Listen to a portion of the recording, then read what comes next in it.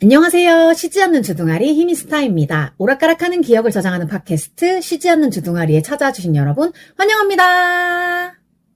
이번 주는 제가 오랜만에 장거리 운전을 좀 했습니다. 지인이 업무적으로 차량을 이용해야 되는 일이 생겼는데 운전을 못해가지고 제 차로 이동을 하게 되었고요.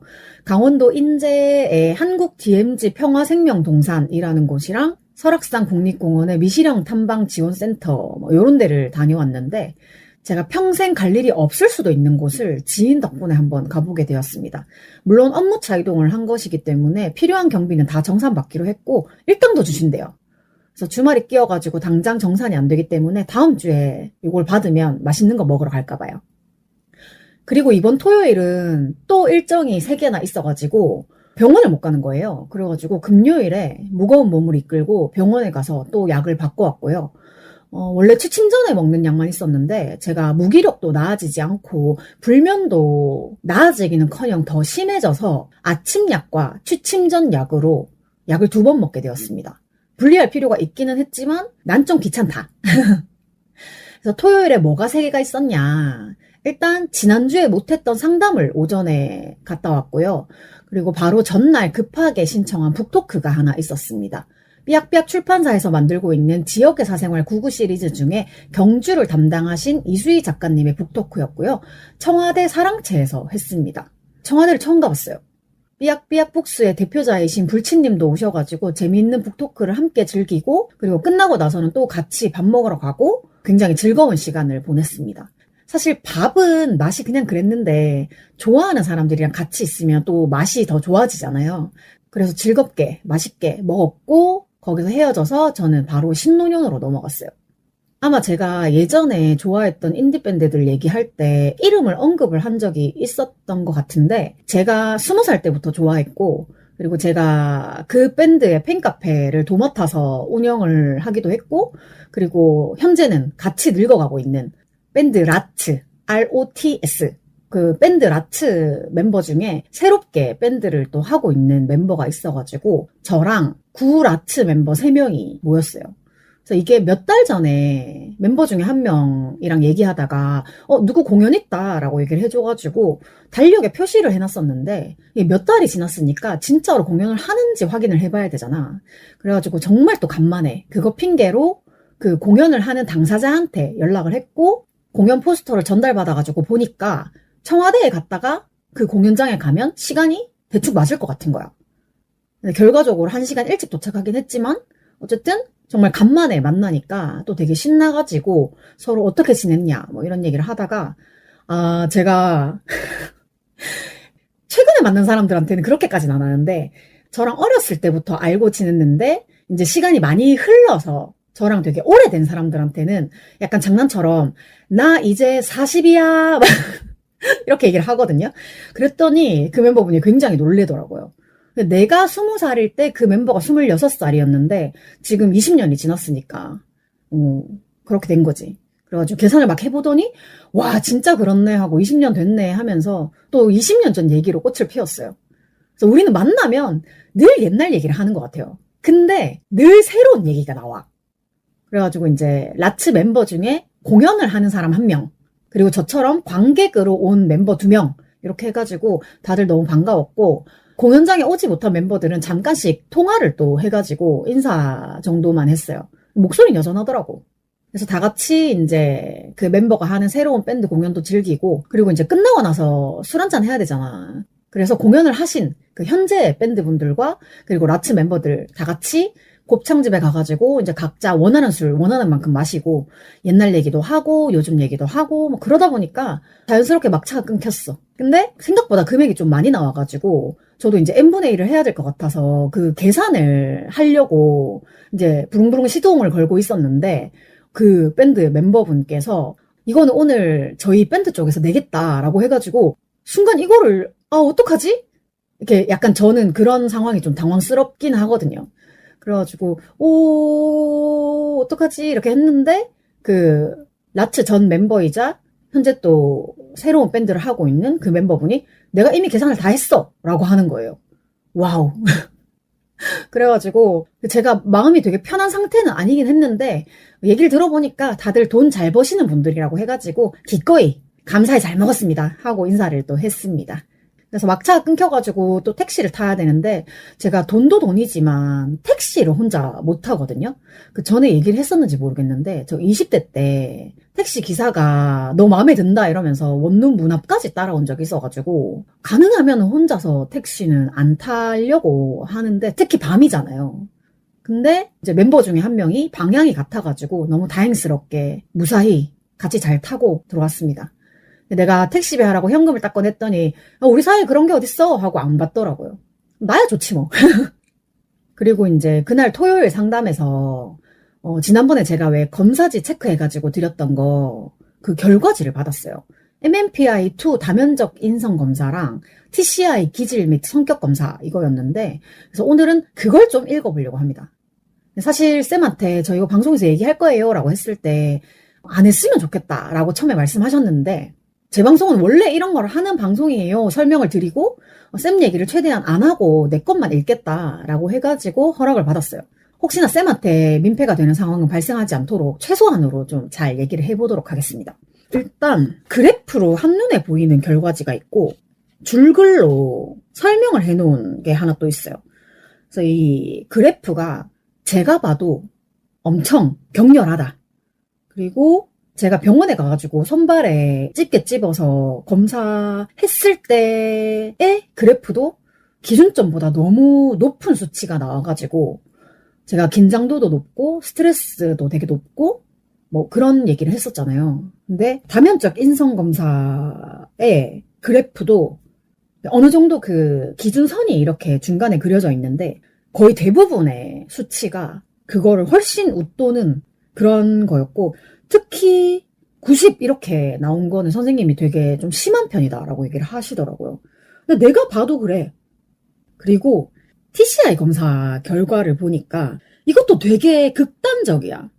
회피 이런 게 되게 높고 사회적 민감성도 되게 높고 근데 인내력이랑 자율성이 거의 없는 거야.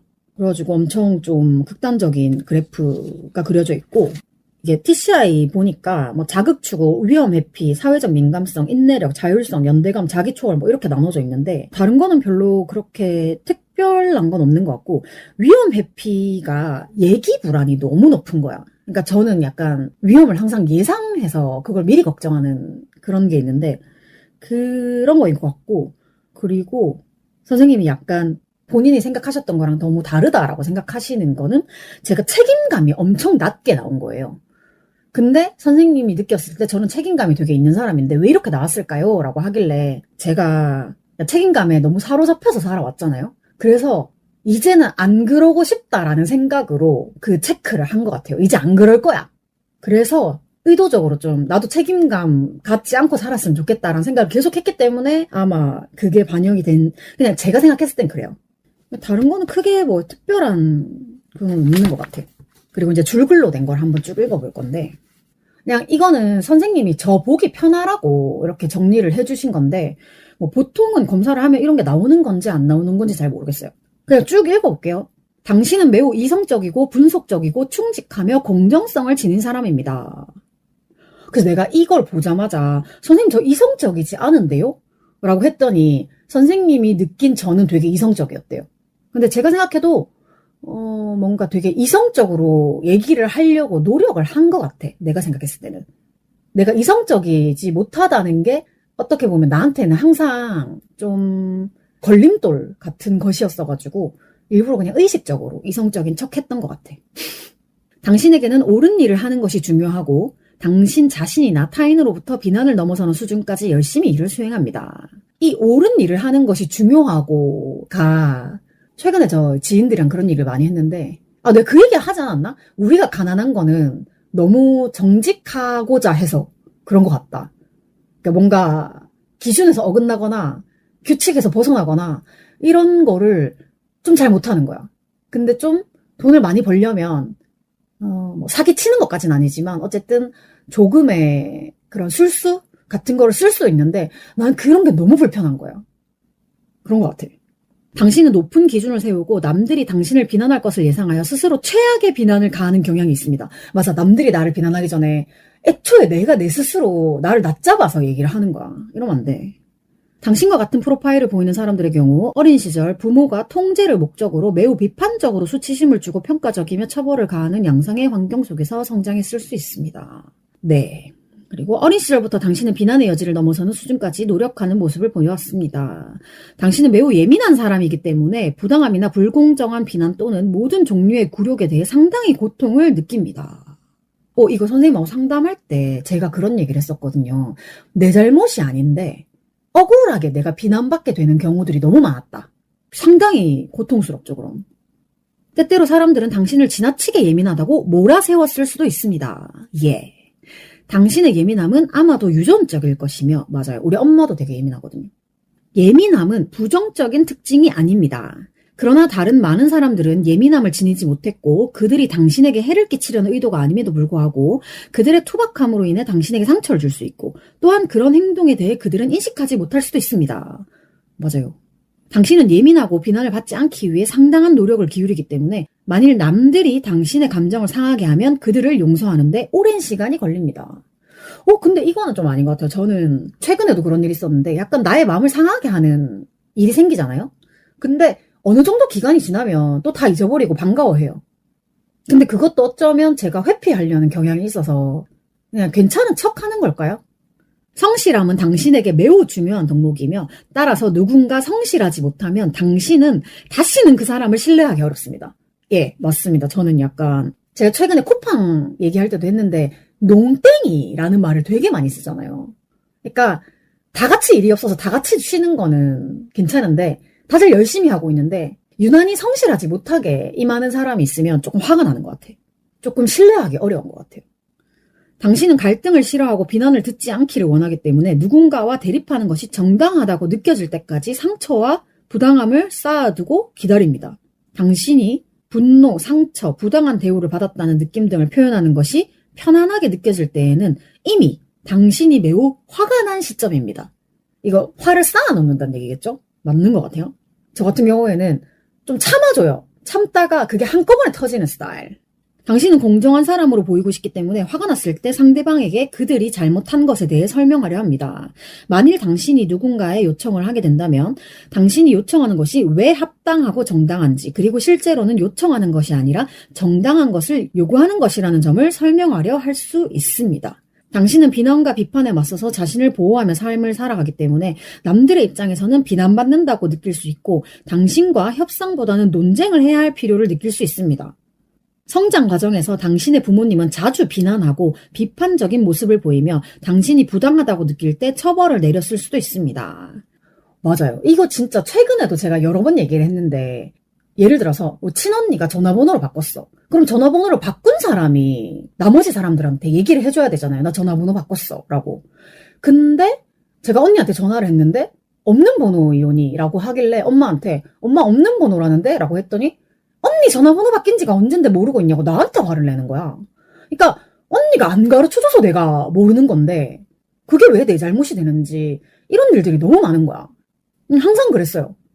나와 가까운 사람들이 더 이런 식으로 저를 억울하게 만든 경우가 많았던 것 같아요. 다른 많은 사람이 그러하듯이 당신이 비난에 대해 얼마나 예민하게 받아들이는지 스스로 이해해 볼 수 있도록 치료자와 함께 작업하십시오. 당신이 상처받고 부당하게 대우받았다는 느낌을 경험할 때 그러한 감정을 꺼버리고 민감함이 과하게 작동하고 있음을 스스로에게 상기시키는 방법을 배우기 바랍니다. 당신이 분노를 느끼기 전에 당신이 원하는 것을 요청하는 방법을 배우십시오. 당신이 분노를 느끼게 되면 남들이 무엇을 잘못했는지 그들에게 설명하지 말고 당신이 무엇에 대해 화가 났는지 이야기하시기 바랍니다. 와우! 전 둘 다 하는 것 같은데요? 남들이 뭘 잘못했는지, 내가 무엇에 대해서 화가 났는지 둘 다 얘기를 하는 것 같아요. 그 다음에 요 TCI 검사 얘기인 것 같은데 수검자는 위험 회피가 유의미하게 높고 자율성이 현저히 낮은 걸로 나타났다. 자극 추구가 중간 수준, 위험 회피가 높은 수준, 사회적 민감성이 높은 수준으로 나타났으며 이는 수검자가 기질적으로 쉽게 고통을 느끼며 갈등이 많고 쉽게 동요되며 우유부단한 성향을 가지고 있음을 시사한다. 맞습니다. 수검자는 자극 추구가 비교적 낮고 위험 회피와 사회적 민감성이 높은 사람으로 위험을 회피하려는 경향뿐만 아니라 거부, 비판 및 수치에 예민하여 갈등을 피하려고 스스로를 고립시키며 상처받지 않기 위해 스스로를 보호하려는 성향을 가진다. 이는 거절받고 상처받는 것이 두려워 겉으로는 관계를 회피하지만 속으로는 애정 욕구가 강렬하다는 것을 알려주는 지표가 되어주고, 수검자 또한 조심스러운 사람의 성향을 보인다. 맞아요. 전 항상 조심스러운 사람의 포지션에 있어요. 수검자는 감정의 기복이 심하고 일상 속에서 사회와 타인을 불신하는 사고방식이 강한 것으로 보인다. 대인관계나 갈등 상황에서는 부정적인 감정에 자주 압도되며 긍정적 정서를 충분히 경험하거나 표현하는 데 어려움을 겪을 것으로 여겨진다. 다만 수검자의 자기 지각이 부정적인 편으로 자기 효능감, 자존감이 낮고 자기상은 위축된 것으로 보이며, 일상적인 관계에서는 적절한 지각과 대응이 가능하나 위협적이라고 여겨지는 상황 속에서는 부적절하게 대처하고 부담스러워할 것으로 판단된다. 맞는 것 같아요. 뭔가 그냥 일상적인 거에서는 크게 문제가 없는데 뭔가 내가 지금 불안한 요소가 생기면 제대로 대처를 못하는 것 같아. 원만한 인간관계를 중시하고 남을 먼저 배려하는 조심성 있는 사람으로 보인다. 수검자가 내가 싫은 건 다른 사람들도 싫어할 것이라고 언제나 생각해서 최대한 그 부분을 배려하고 그들에게 피해를 끼치고 싶지 않다라고 말하는 부분에서 드러나는 성향과 맞닿는다. 요거는 제가 선생님하고 상담할 때 항상 어떤 그 문제에 대해서 그 얘기를 하거든요. 나는 내가 어떤 행동을 당하는 걸 싫어하기 때문에 상대방도 이런 걸 당했을 때 기분이 나쁠 거라고 생각을 해서 애초에 그런 행동을 하지 않는다. 예를 들어서 내가 밥을 먹는데 내 반찬을 누군가가 함부로 집어먹는다. 이게 나는 너무 싫잖아요.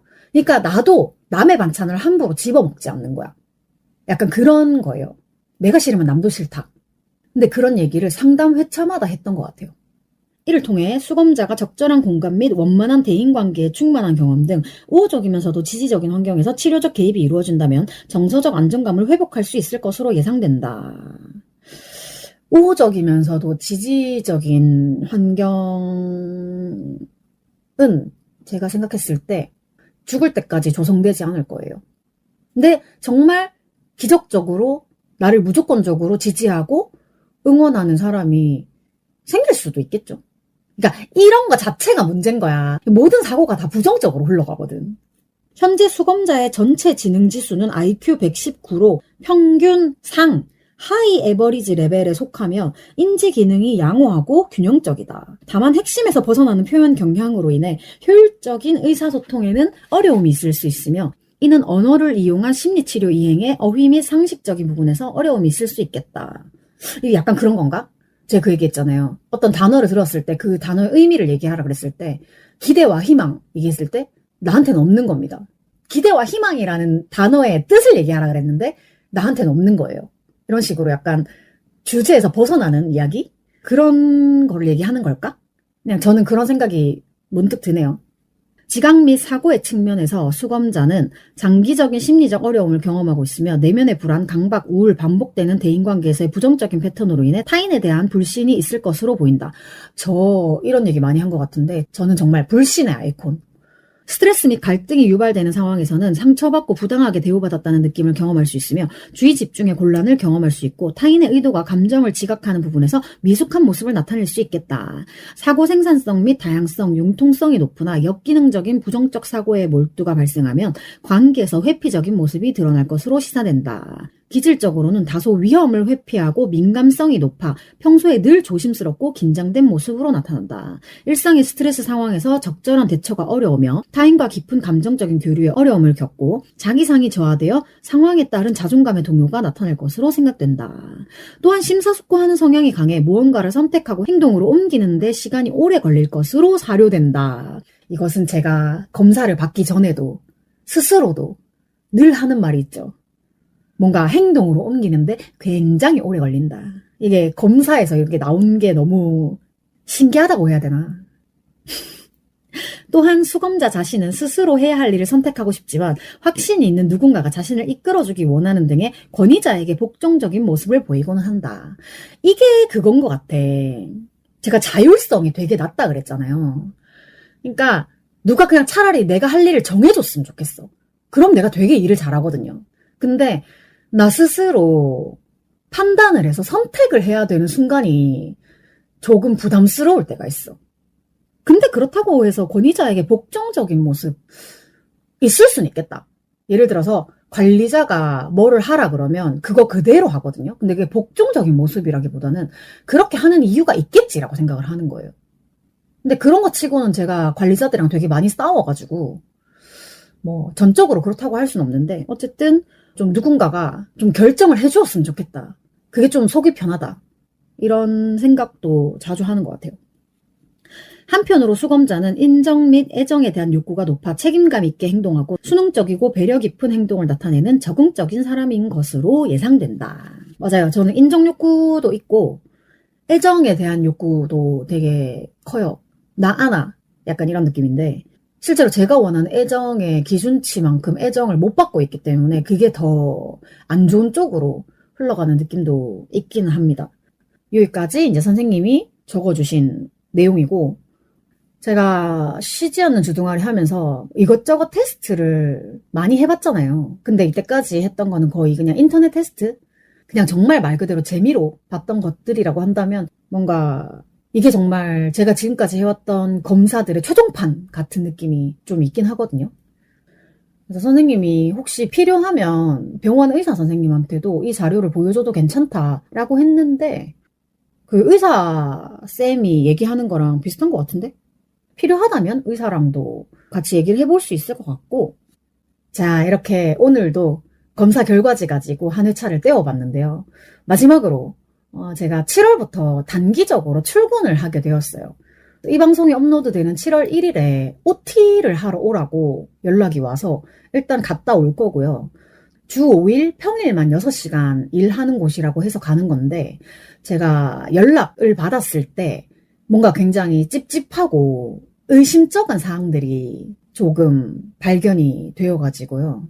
OT에 가서 제 의문에 대한 대답을 다 들어봐야 방송에서도 정확하게 얘기를 할 수 있을 것 같아요.